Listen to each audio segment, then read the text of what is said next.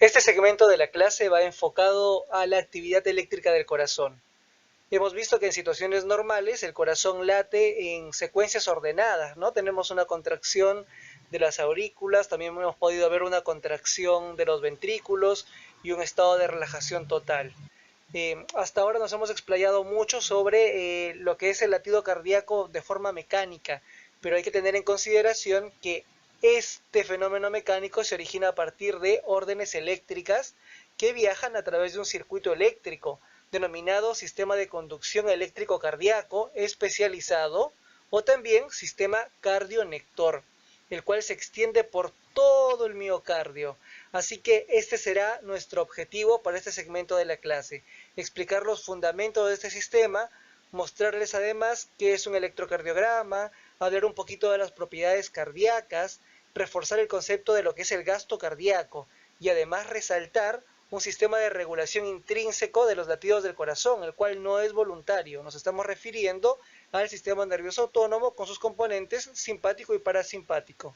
Así que bueno, continuemos con la clase. Esta es una imagen conocida para todos, es nuestro corazón en posición anatómica, con el ápex apuntando hacia anterior, inferior e izquierda.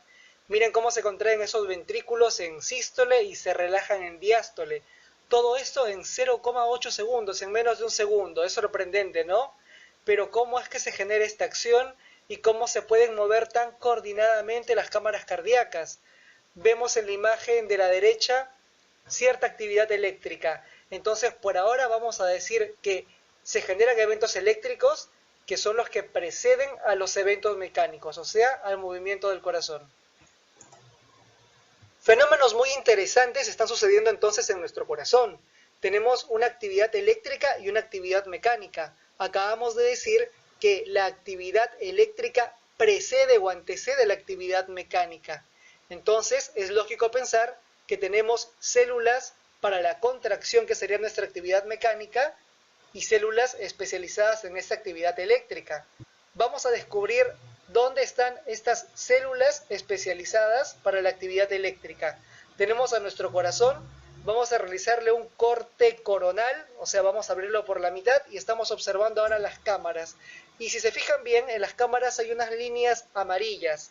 Estas líneas no son nervios. Estas líneas amarillas nos están representando a células que han sufrido modificaciones, a células que se han especializado en qué, en la actividad eléctrica. Entonces continuamos viendo un poquito más a la derecha la imagen transparente del corazón y esas zonas de generación y conducción de impulsos eléctricos. Si vamos un poquito más a la derecha, vemos finalmente el cableado de esas células especializadas, de esos miocitos, o sea, mio, músculo, cito, célula, de esas células musculares especializadas formando nodos y haces. En esta diapositiva vamos a describir a estas células especializadas en la generación y conducción de impulsos, a estas células que se diferenciaron para hacer esta determinada función, a estos miocardiocitos especializados en la generación del impulso, como los nódulos sinusal y auriculoventricular, y aquellos que se encargan de la conducción de estos impulsos, que son los haces y las fibras, que juntos van a conformar al sistema cardionector, al sistema eléctrico de nuestro corazón. Quiero que llevemos nuestra atención a ese corazón. Vamos a ver una estructura de color verde, que son los nódulos, los haces y las fibras. Vamos a empezar por el sector más superior, por el nódulo sinusal. El nódulo sinusal, como observamos en la imagen, se está relacionando con la desembocadura de la vena cava superior, o sea que se encuentra en la pared lateral, en la zona más alta, en la zona superior de la aurícula derecha. Allí se encuentra el nódulo sinusal, que es un cúmulo de células que se especializaron en la generación de impulsos. También tenemos otro nódulo en la aurícula derecha, pero que está más inferior. Ese es el nódulo aurículo-ventricular. Este nódulo aurículo-ventricular se encuentra en la base de la aurícula derecha, muy cerca al septum o pared interauricular.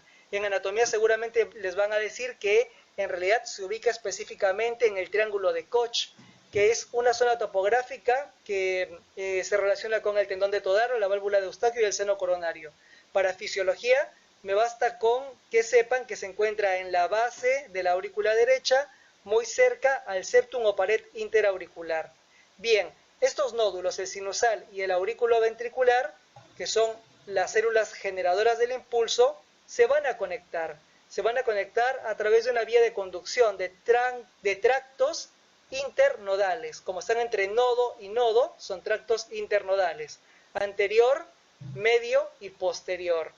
Además, también hay un tracto que está saliendo, como ven, del nódulo sinusal, que es el haz o fascículo de Bachmann, que se dirige hacia la aurícula izquierda y que va a llevar el impulso hacia la aurícula izquierda. Muy bien, entonces tenemos el nódulo sinusal, el nódulo auriculoventricular, y del nódulo auriculoventricular vamos a observar cómo sale una estructura llamada el haz de His. Y miren cómo recorre el septum o tabique o pared interventricular y se va yendo hacia inferior. Y se va dividiendo en dos ramas, la rama derecha y la rama izquierda. Y estas ramas se van dividiendo en pequeños fascículos que se van a convertir en las fibras de Purkinje. Entonces, quiero que tengan claro esta estructura. Todo esto forma el sistema cardionector y es lo que va a permitir la generación y el transporte del impulso hacia las paredes ventriculares. ¿Esto para qué? Para lograr la despolarización, que después vamos a ver qué es la despolarización. Por lo pronto piensen que es la activación eléctrica que le damos al corazón para que pueda desempeñar su actividad mecánica. El sistema cardionector tiene dos componentes, un componente generador de impulsos y un componente conductor de impulsos. El componente generador de impulsos está representado por los nódulos, que sabemos que son dos, el nódulo sinusal y el nódulo auriculoventricular, que ambos se encuentran en la aurícula, ¿cuál?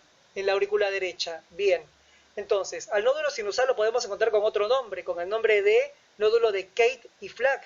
Y al nódulo auriculoventricular lo podríamos también encontrar con otro nombre, que es el de Aschoff y Tawara. A tenerlo en cuenta entonces. Bien, dijimos que la función de los nódulos era generarme impulsos. Hay que tomar un dato. Este impulso lo vamos a plantear como despolarización, ¿no? Vamos a ponerlo como si fuesen sinónimos. Impulso y despolarización cardíaca. Entonces, el nódulo sinusal se despolariza o genera impulsos de 60 a 100 en un minuto, mientras que el nódulo auriculoventricular me genera despolarizaciones o impulsos de 30 a 60 en un minuto. ¿Cuál es el más rápido? El nódulo sinusal.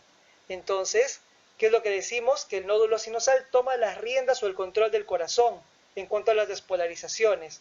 O sea que el nódulo sinusal es el marcapaso del corazón. Entonces, si yo tengo ya un marcapaso que es el nódulo sinusal, ¿para qué me serviría el nódulo auriculoventricular?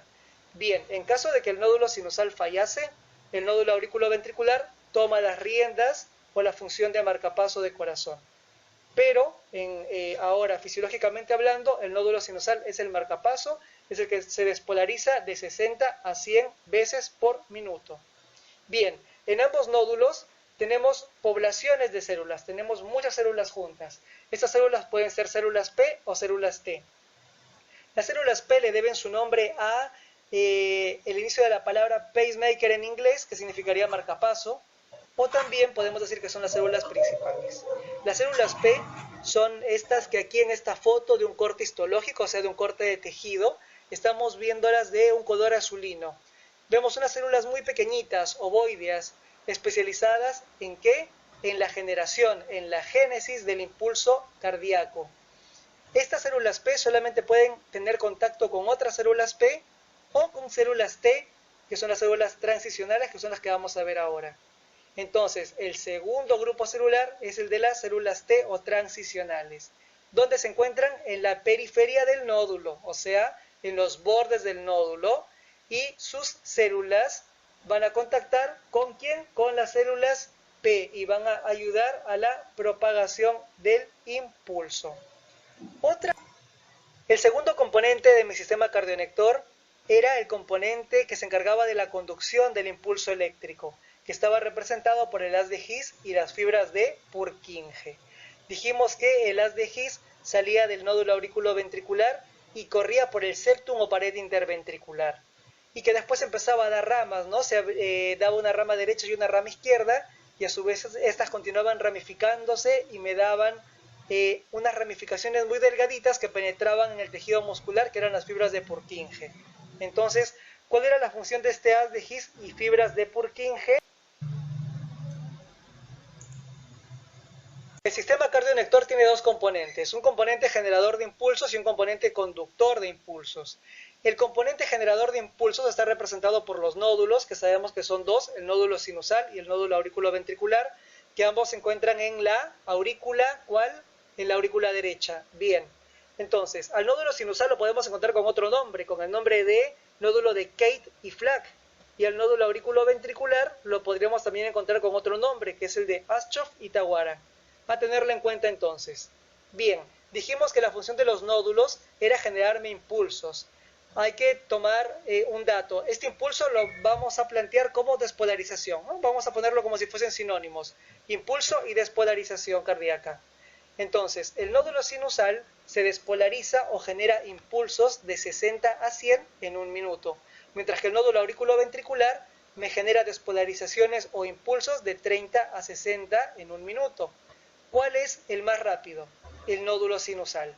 Entonces, ¿qué es lo que decimos? Que el nódulo sinusal toma las riendas o el control del corazón en cuanto a las despolarizaciones. O sea que el nódulo sinusal es el marcapaso del corazón. Entonces, si yo tengo ya un marcapaso que es el nódulo sinusal, ¿para qué me serviría el nódulo auriculoventricular? Bien, en caso de que el nódulo sinusal fallase, el nódulo auriculoventricular toma las riendas o la función de marcapaso de corazón. Pero ahora, fisiológicamente hablando, el nódulo sinusal es el marcapaso, es el que se despolariza de 60 a 100 veces por minuto. Bien, en ambos nódulos tenemos poblaciones de células, tenemos muchas células juntas.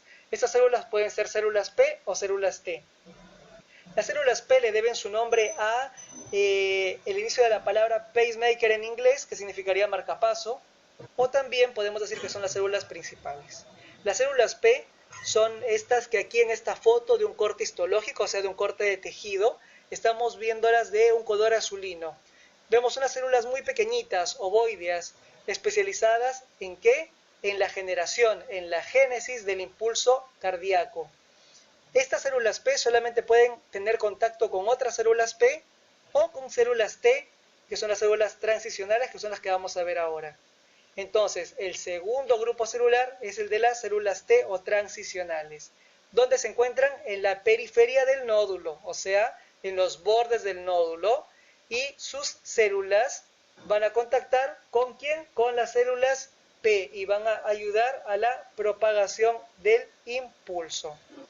Otra función que se me estaba olvidando del nódulo auriculoventricular es la de retrasar la transmisión del impulso que da el nódulo sinusal. La retrasa en 0,12 segundos. ¿Y esto por qué? ¿Por qué retrasaría el nódulo auriculoventricular el impulso que está saliendo del nódulo sinusal? Porque nosotros sabemos que primero se contraen las aurículas y después los ventrículos. Si ambos se contrayeran al mismo tiempo, entonces no se podría dar el llenado ventricular, no se podría dar la diástole ventricular. Entonces primero se contrae la aurícula, pasa la sangre de la aurícula al ventrículo y después se contrae el ventrículo. Esto es gracias a un retraso y ese retraso lo da el nódulo auriculoventricular. El segundo componente de mi sistema cardionector era el componente que se encargaba de la conducción del impulso eléctrico, que estaba representado por el haz de His y las fibras de Purkinje. Dijimos que el haz de His salía del nódulo auriculoventricular y corría por el septum o pared interventricular. Y que después empezaba a dar ramas, ¿no? Se daba una rama derecha y una rama izquierda, y a su vez estas continuaban ramificándose y me daban unas ramificaciones muy delgaditas que penetraban en el tejido muscular, que eran las fibras de Purkinje. Entonces, ¿cuál era la función de este haz de His y fibras de Purkinje? Era transmitir la activación eléctrica que se originaba en los nódulos y llevarlas hacia el tejido muscular para que se produzca la despolarización y posterior contracción. Bien, aquí ¿qué tipo de células voy a encontrar? A las células tipo Purkinje, que son células un poco más alargadas que las fibras miocárdicas de contracción de los ventrículos. ¿Y qué propiedad cumplía esta célula tipo Purkinje? La propiedad de conducir impulsos nerviosos a gran velocidad. Antes de continuar, quisiera que tengamos en cuenta algunos conceptos básicos. Vamos a empezar por matemáticas. Si yo tengo un menos 10 y le sumo un más 2, ¿qué obtengo? Un menos 8. Ahora yo les pregunto, ¿qué es mayor, el menos 10 o el menos 8? Excelente, el mayor es el menos 8. ¿Y por qué? Porque está más cerca al 0 o porque está más cerca a lo positivo. Ahora vamos a ver esta diapositiva. ¿Qué tengo? Tengo un miocardiocito en reposo. O sea, tengo una célula contráctil de tejido muscular del corazón que se encuentra en reposo. Y al lado tengo la imagen de una célula de este tejido muscular. ¿Y qué es lo que puedo observar en esa célula? Miren, tiene muchas cargas positivas en el extracelular, o sea, afuera de la célula. Y tiene muchas cargas negativas en el intracelular, o sea, dentro de la célula. ¿Qué más puedo observar?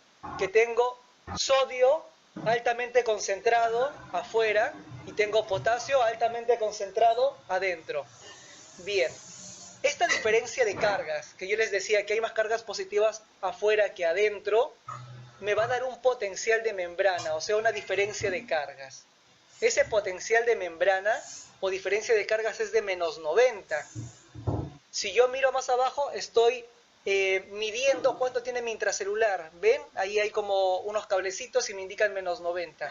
¿Esto qué me va a decir? Que el medio intracelular en comparación al extracelular es más electronegativo.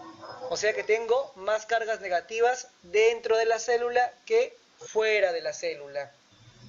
Y ustedes se preguntarán, ¿pero por qué tengo esa diferencia? ¿Por qué no son iguales ambas cargas? Porque en la naturaleza todo tiende a equilibrarse. Bien, aquí hay otros factores que permiten esta diferencia de cargas. Aquí podemos observar, por ejemplo, la bomba sodio-potasio ATPasa. Este es un intercambiador de iones. O sea que va a sacar iones de la célula y va a hacer que ingresen otros iones a la célula. ¿Y qué es lo que hace? Hace que ingresen 2 iones potasio, o sea, 2 cargas positivas, y hace que salgan 3 iones sodios, o sea, 3 cargas positivas. Entonces, si yo estoy retirando de dentro de mi célula más cargas positivas que las que estoy haciendo ingresar, eso quiere decir que me estoy quedando cada vez más con menor cantidad de cargas positivas dentro de mi célula. Eso es uno de los factores que me genera esa diferencia de potencial, esos menos 90 milivoltios.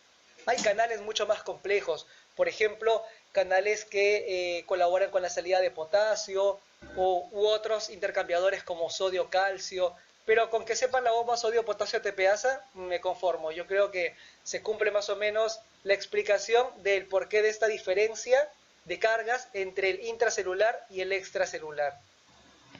Hemos quedado en que tengo mi célula en reposo. Esta célula en reposo está polarizada y presenta un potencial de membrana de menos 90, o sea, negativo 90 milivoltios.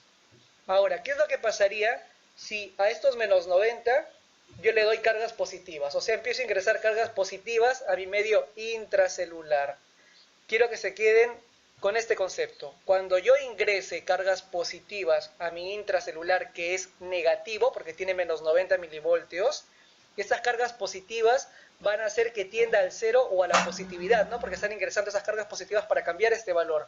Entonces yo voy a decir que se está despolarizando esa célula. Caso contrario, si yo en vez de ingresar cargas positivas, ingresara cargas negativas a mi intracelular, estoy haciendo lo contrario, no estoy despolarizando, ahora estoy repolarizando. Entonces, en las gráficas que vamos a ver en las diapositivas siguientes, vamos a decir así: ingreso de cargas positivas, mi célula se empieza a despolarizar, flechita para arriba, empieza a subir la flechita.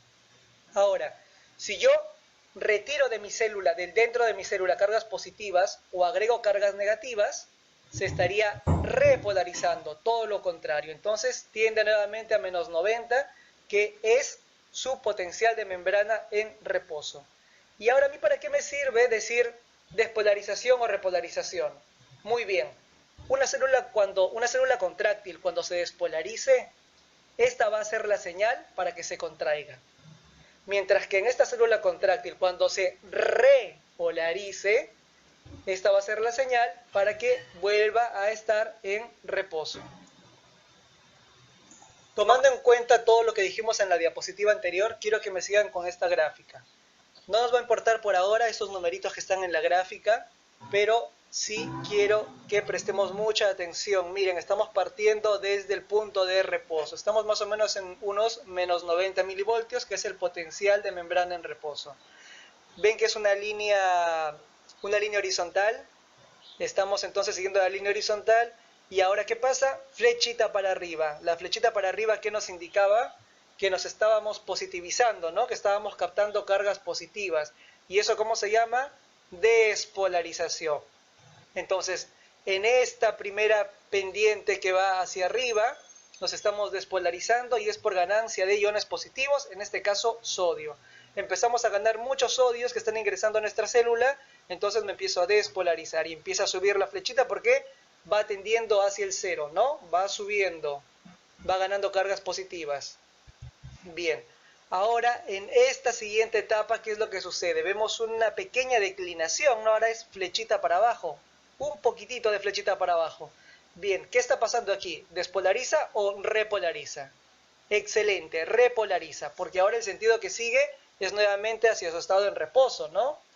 ¿Y esto por qué se da? Porque ahora está perdiendo cargas positivas. Ahora estoy sacando cargas positivas de mi medio intracelular. En este caso estoy sacando potasio. En esta siguiente etapa vemos una línea nuevamente horizontal. ¿Y esto a qué se debe?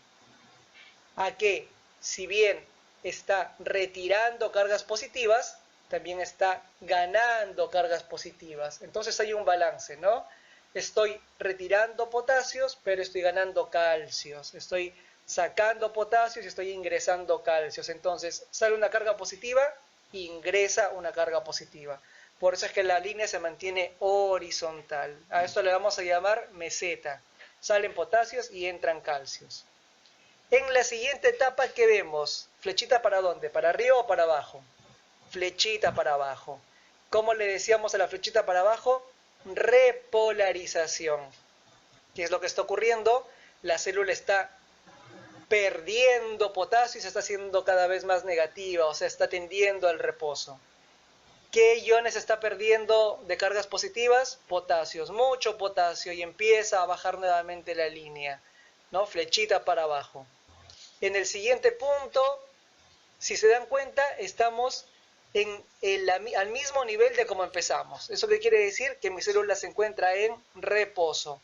Entonces, repetimos toda esta imagen de estas curvas. Empezamos en el reposo en menos 90 milivoltios.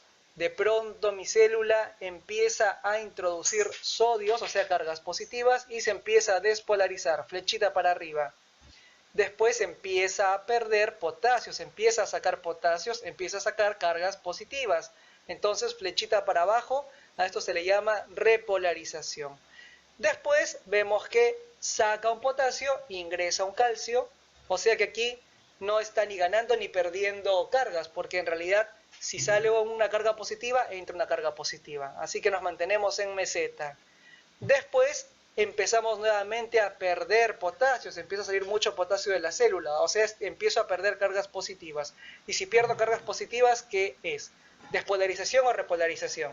Repolarización. Y así entonces empiezo a perder cargas positivas y me voy haciendo cada vez más negativo, negativo, negativo, negativo, hasta que llego a mi punto inicial, que es de menos 90 milivoltios. Ahora vamos a usar lo que ya aprendimos para la electrofisiología.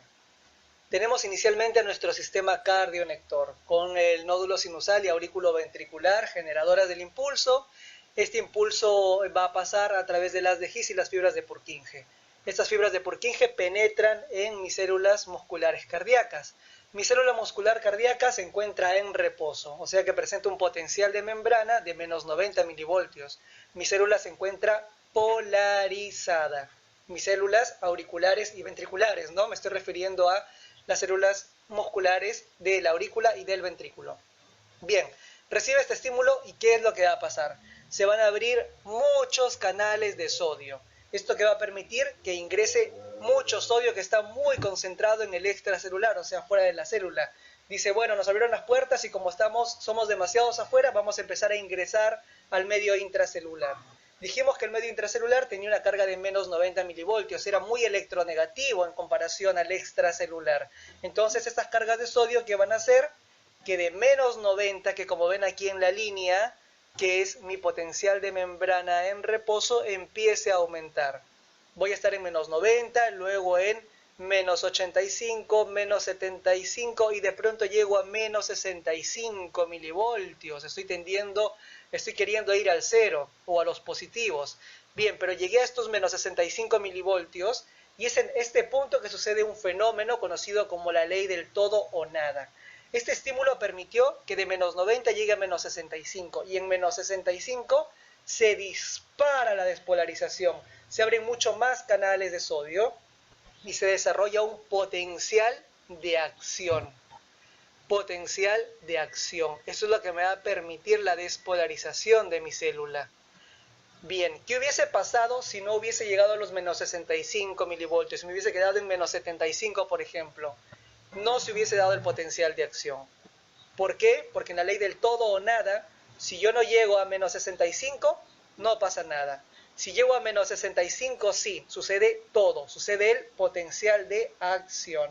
Entonces estoy viendo esta línea con flechita para arriba que me indica la despolarización, que miren, llega al 0, pasa el 0 y continúa y llega a más 20 o más 30 milivoltios, o sea, a valores positivos.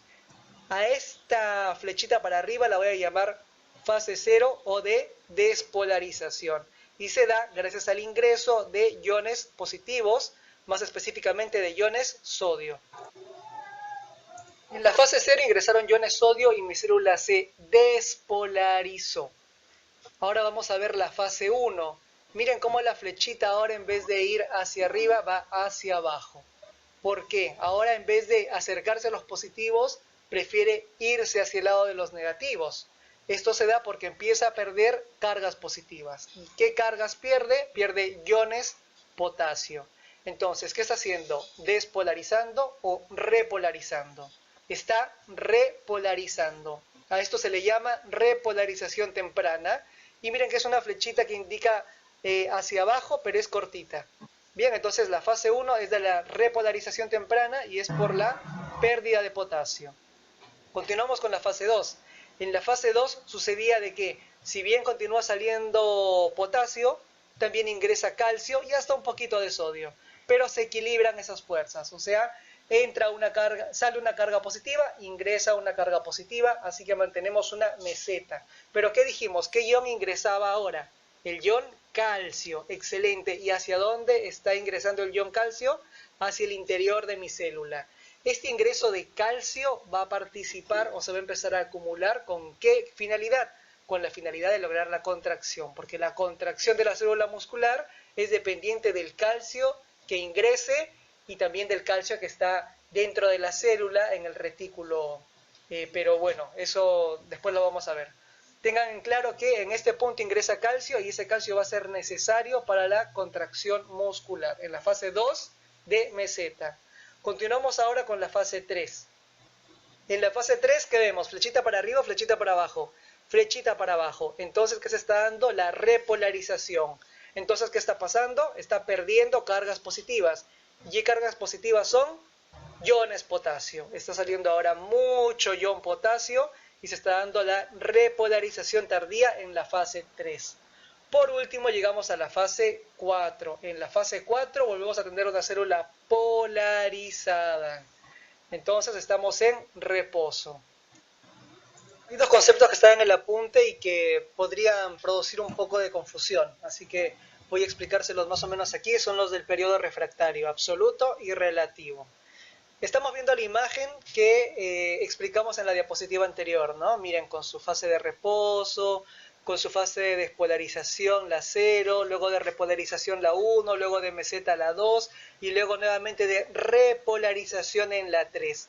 En este periodo de repolarización, flechita para abajo, ¿no? Está la célula tratando de llegar a su potencial de membrana en reposo. O sea que, ¿qué está haciendo?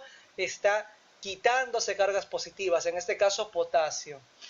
Y estamos a un nivel de menos 60 milivoltios, ¿no? Lo que quiere hacer es llegar a los menos 90, pero en este momento está en menos 60 milivoltios. En este punto, nosotros vamos a pensar que los canales de sodio están inactivos, o sea, solamente están abiertos los de potasio y está saliendo el potasio, pero no va a ingresar sodio en estos menos 60. ¿Qué es lo que pasaría si yo traigo un estímulo externo para que se abran estos canales? No va a pasar absolutamente nada. ¿Por qué? Porque los canales de sodio están inactivados. De menos 60 hacia lo positivo, o sea, hacia arriba, los canales de sodio están inactivos. Entonces, genere el estímulo que genere, no va a haber respuesta, no se van a abrir canales de sodio. Caso contrario, ¿qué pasaría en el periodo refractario relativo? ¿Vieron que ese rectángulo que dibujé ahora está hacia abajo? Bien, estoy entonces entre los menos 60 y los menos 90. Continúo en mi fase 3, pero estoy un poquito más abajo. Continúo quitándome cargas positivas, cargas de potasio. Pero, ¿qué es lo que sucede? Que entre menos 60 y menos 80 milivoltios, o sea, valores muy cerca al potencial en reposo, tengo la chance de que si traigo un estímulo desde afuera, un estímulo supraumbral, un estímulo potente, se podría volver a generar la despolarización. O sea, que si estoy en mi fase 3 y estoy por llegar a mi fase 4 pero aún no he llegado, con un estímulo supraumbral, o sea, con un estímulo fuertísimo, se podrían abrir canales de sodio siempre y cuando esté entre los menos 60 y menos 80 milivoltios, y empezaría nuevamente con mi fase. Sin haber llegado a fase 4, volvería con mi fase 0, 1, 2, 3 y así. Entonces, esa es la diferencia entre el periodo refractario absoluto y relativo. Que ante un estímulo supraumbral, en el absoluto no habría ninguna respuesta, mientras que en el relativo, un estímulo supraumbral me podría generar nuevamente mi potencial de acción. Y podría empezar nuevamente con todas las fases. Lindo dibujito. ¿Qué vemos? Nódulo sinusal, haces internodales anterior, medio y posterior, que se conecta con el nódulo auriculoventricular. Por otro lado vemos cómo sale una ramita del nódulo sinusal hacia la aurícula izquierda, que es el haz de Bachmann. Perfecto. Después del nódulo auriculoventricular sale el haz de His, el cual se bifurca en una rama derecha y una rama izquierda, y estas a su vez se convierten en las fibras de Purkinje que van a las células, a los miocardiocitos, que son células excitables del corazón y que van a responder a este estímulo, se van a despolarizar, van a generar un potencial de acción y se producirá una respuesta contráctil coordinada. ¿Y por qué coordinada? Si solamente el estímulo le llega a una sola celulita. Bien, esto es porque en el corazón se produce una propiedad que es la de el sincitio cardíaco o sincicio cardíaco. ¿Esto qué quiere decir? Que el estímulo que le llega a una no solamente se va a quedar en esa célula, sino se va a repartir por todo un bloque. O sea que muchas células van a funcionar como si fuesen una sola. En este caso, el primer estímulo, la despolarización inicial que se da en las aurículas, da la orden para que se contraiga la aurícula y después la señal continúa y se va al ventrículo, y cuando se despolariza el ventrículo da la orden para que se contraiga el ventrículo. En esta imagen, ¿qué es lo que vemos? Cómo va llegando rápidamente el estímulo a todas las células. Entonces, las células no se comportan individualmente, sino colectivamente. El estímulo atraviesa muy rápidamente a todas para que todas las células se comporten como si fuese una sola, para que todas las células de la aurícula se comporten como si fuese una sola célula auricular y todas las células del ventrículo se comporten como si fuesen una sola célula ventricular. ¿Y esto por qué se da? Por la naturaleza de las células. Las células están interconectadas a través de una membrana llamada disco intercalar. Este disco intercalar tiene uniones gap o uniones comunicantes. Miren, son como canales totalmente abiertos que van a permitir el flujo rápido de los iones. Entonces, de esta manera, si recibe un estímulo una célula, es como si recibiesen todo un bloque de células el mismo estímulo al mismo tiempo y todas van a responder al mismo tiempo. Entonces, aquí hemos desarrollado el concepto de sinsitio cardíaco. Hay un sinsitio en las aurículas y hay un sinsitio en los ventrículos. Entonces, una sola se comportan todas las células como si fuesen una sola célula. A alguna o algunos seguramente le han hecho un electrocardiograma, ya sea para un acto físico, quizá para un examen preocupacional o de repente para un control de salud, ¿no? Pero ¿qué es el electrocardiograma?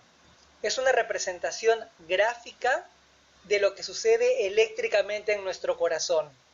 Vemos ahí a la señorita cómo le ponen unos chuponcitos en el tórax y cómo tiene electrodos en las muñecas y en los pies. Entonces, después de que coloco estos sensores, la máquina me va a tirar este papelito con unos dibujos, ¿no? Esos dibujos, esa representación gráfica, me va a indicar justamente lo que venimos viendo, las despolarizaciones y las repolarizaciones. Y a través de la interpretación de esta representación gráfica, yo voy a ver si hay alguna alteración en la aurícula, el ventrículo, quizá en la frecuencia cardíaca. O sea, puedo obtener muchos datos del electrocardiograma. Vamos a ver a continuación más o menos cómo podemos analizar o cómo es qué es lo que me representa cada figurita de estas que está saliendo de la máquina. Mi electrocardiógrafo empezó a imprimir y me empieza a tirar un papelito cuadriculado rosa con muchas imágenes que se van repitiendo. Solamente aquí he tomado 2 de esas imágenes y las he recortado, pero hay que tener en cuenta que esto en condiciones normales voy a observar estos simbolitos repetitivos de 60 a 100 en un minuto, en condiciones normales, ¿no? Entonces, yo veo esta imagen gráfica con estas curvas, con estos picos, pero cada dibujo de estos tiene un correlato. Cada uno me va a decir qué es lo que significa o qué es lo que representa. Representa un determinado segmento del corazón o de la actividad eléctrica en este corazón. Vamos a empezar por esta onda P.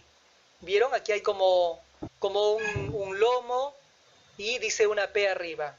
Bien, entonces esta onda P me indica la despolarización que se da en las aurículas, en las dos, tanto en la derecha como en la izquierda.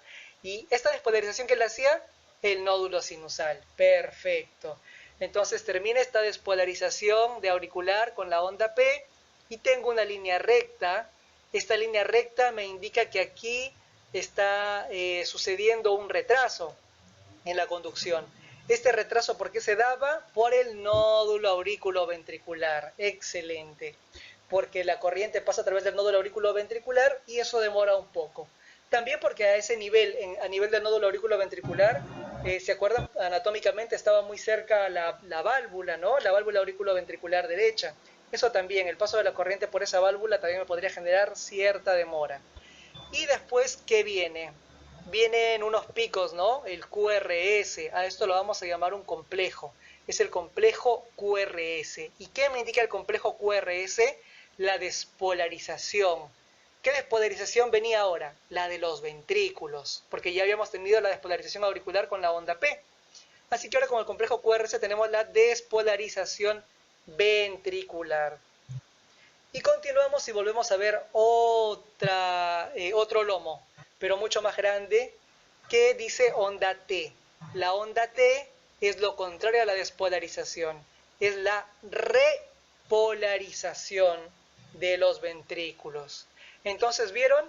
Onda P, despolarización auricular, complejo QRS, despolarización ventricular, onda T, repolarización. Esto más o menos es lo que me muestra el electrocardiograma. Y variaciones en el tamaño, en la longitud, en la forma de estas representaciones gráficas me van a indicar distintas patologías. Ahora hablaremos de las tan famosas propiedades cardíacas del corazón, que son 5. Hay que tener en cuenta los distintos tipos celulares que tenemos en nuestro corazón. Teníamos células de trabajo que se contraían, teníamos células que me generaban impulsos y teníamos células que conducían estos impulsos. Entonces vamos a hablar de todas las funciones que podemos encontrar en nuestros corazones. Tenemos como primera propiedad al automatismo, que es la propiedad de poder autogenerarse estímulos, de lograr estímulos de la nada, ¿Se acuerdan que las células P y las células T de los nódulos hacían esto?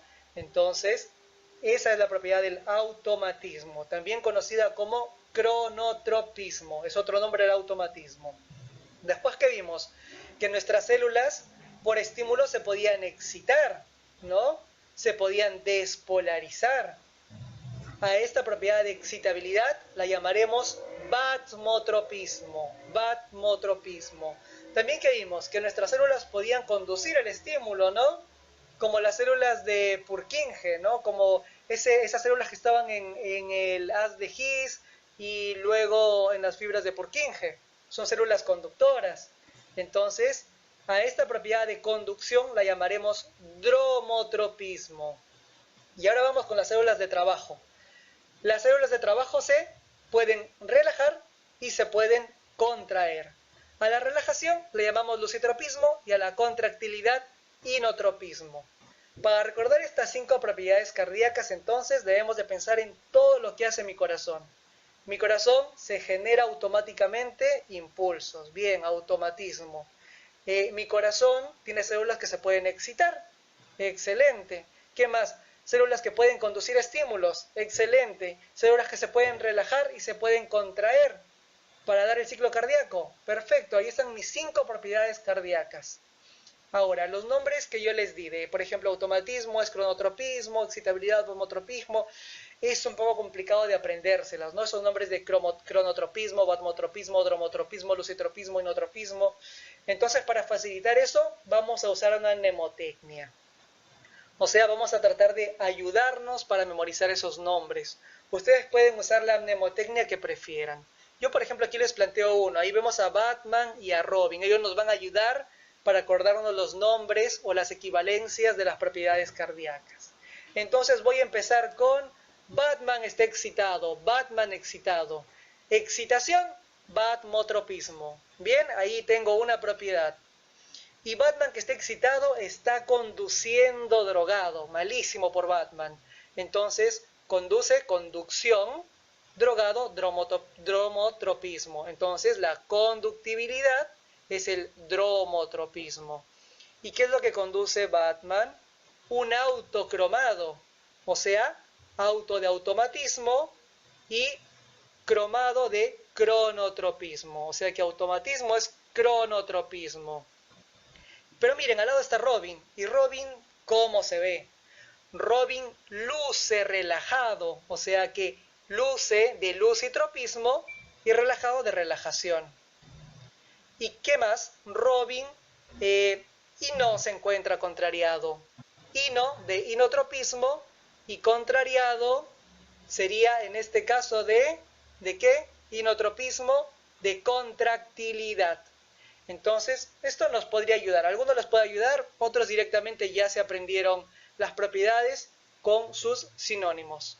Entonces, no confundir, a tener en cuenta estas 3 definiciones que se parecen mucho, ¿no?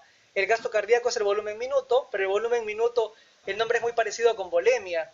O el gasto cardíaco, el nombre es muy parecido con índice cardíaco. Entonces vamos a ver las diferencias. Del gasto cardíaco ya habíamos hablado.